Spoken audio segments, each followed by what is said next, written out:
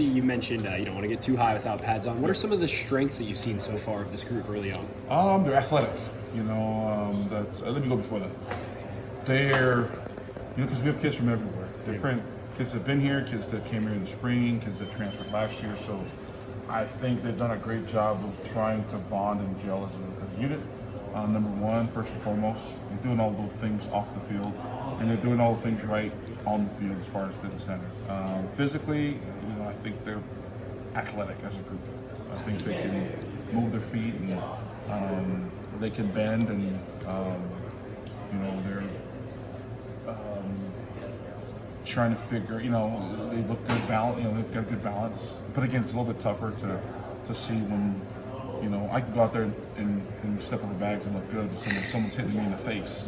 That's what the real story is. But their work ethic, like I said, their athletic ability, I think, is better than I thought, and their foot speed, foot quickness. You did have two transfers post spring. Yeah. Cade Briggs and Sona Finau. Yeah. What do those guys bring to the table? Versatility and some experience. You talk about both of them really have a similar story where they were both in a group of five situation, and they both started early in their career. And I know both of them started when they were true freshmen.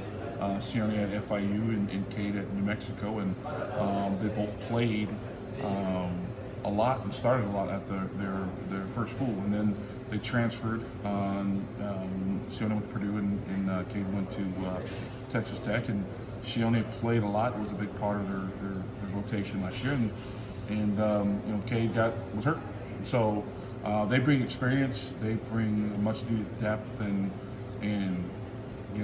I believe those two have the ability to start, and so they're going to push the guys, and they're going to push the guys that we had this spring. They're going to push the guys that we had last year, and they bring all that experience of just playing and starting in college football games is something that shouldn't go overlooked. And just a quick follow-up, which position along the line do you project both of them? Sione is more of a guard, left or right. Cade can do center and guard. So I think it's great to have that competition at all three positions, both guards and the center position. And I think both of them bring that competition and experience. Didn't you coach Cade at New Mexico? Yeah, Cade started for me as a true freshman at New Mexico, and both of them come from pretty good programs. And Cade was from Bishop Gorman, and so that experience helped me land him here. And it's the familiarity with some of those guys that that's what recruiting is. If you have a relationship with someone prior, you are more likely to get them. And same thing with Sione. And Sione had a relationship with someone on staff, and he chose Arizona State, which we're excited for, and just looking forward for both of them. How was Joey Ramos looked after the year off? Joey's good. He was healthy all spring. It's funny, he looks heavier than he actually is.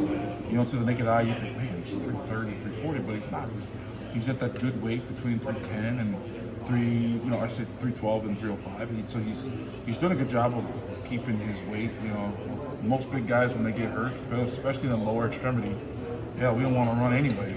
And if you get hurt in the lower extremity, we definitely don't want to run. So he did a great job of getting ready, and he did a great job as asserting himself as one of the leaders of the offensive line and really as a team. So he's in shape, he's driven, he's motivated, and like I said, man, just can't wait to see them in action. There were some other guys that I noticed are definitely bigger, even maybe since the spring, like Emmett. Yeah, he's gained some size. Emmett is noticeable. Even myself, it's hard to miss a guy, Emmett's size, but when he adds muscle and he's more comfortable with his teammates and with the coaching staff, so he's more assertive as far as being a motivator and loving his teammates and being vocal about it. So Emmett's changing the spot. He's changed, and he's had an unbelievable offseason, even from spring to now. We're excited about it. I counted it up. It's like you guys have over 100, I think 110-ish career starts from the transfers. Yeah. what does all that amount of experience and just veteranness give you? They've been through the tough stuff. You know, when you start to play, there's something to play, and that's what we look for in the transfer portal. Guys who's played, and guys who's had that experience, who's been through the ups and downs. And what that brings is they understand the ups and downs of the game, and they're not going to be rattled as much because they have that experience. So, and that's a good question, and that's what we target. Guys who's played.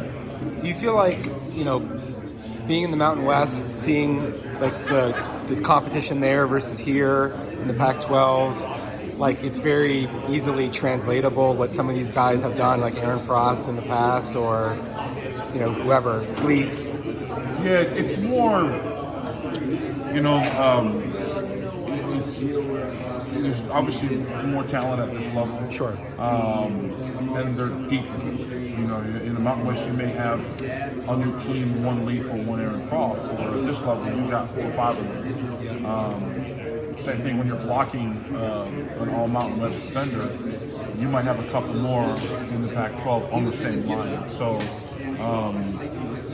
it's comparable, by a little bit, but this conference is legit, especially up front. You're going to have some, incredible talents, incredible coach schemes, and whether you came from the Mountain West or you started here, every game it's going to be a reset button and get after it. So I do think the experience does help playing a game, and so games and multiple years starting, and so they're hungry and they're ready for it. It seems like, NFL is going to find players wherever they are, but national media, they're not going to give as much attention to guys that are really good in the Mountain West or the Big Sky, like Guillory or whoever. Does it feel like there's a lot of guys on this team who might just not be known about that much, who have a chance to be really good players, even in the Pac-12?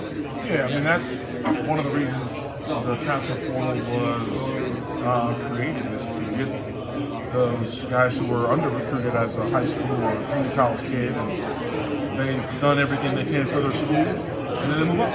And we've got kids from transfer portal for different reasons they are in there, but some of our kids say, I want a chance to play at the highest level and play for an institution where the coaches love the players and they want to be developed and coached, and then they came here. So, absolutely, we have some guys that from that level want to move up and prove themselves that they can play at this level.